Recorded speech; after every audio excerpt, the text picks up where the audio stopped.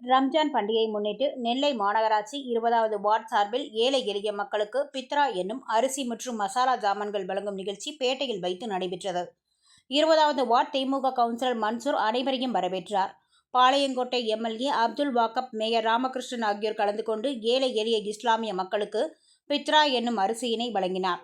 இந்த நிகழ்ச்சியில் அவைத்தலைவர் வி. கே. முருகன், பகுதி செயலாளர் சங்கர், கவுன்சிலர் மாரியப்பன், வட்ட பிரதிநிதிகள் பிரேம் நசீர், அலி, ஆர். ரஃபிக், சுபியான், அகமது யூசுப், ரஹ்மான், சிந்தாபாய், கேபிள் பீர், லத்தீப், ரஹ்மான், ரசூல், ஜெய்னுலாப்தீன் உட்பட பலர் கலந்து கொண்டனர்.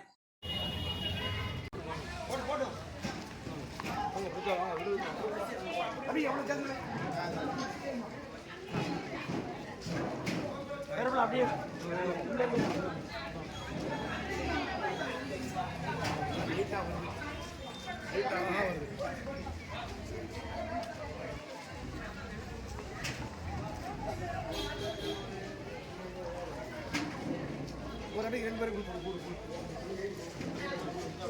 கொடு அன்னைக்கு 2 பேர் கொடு இங்க வாங்க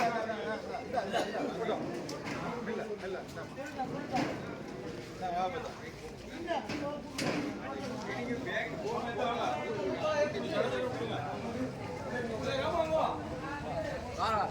ஒரு நிமிஷம் வாடா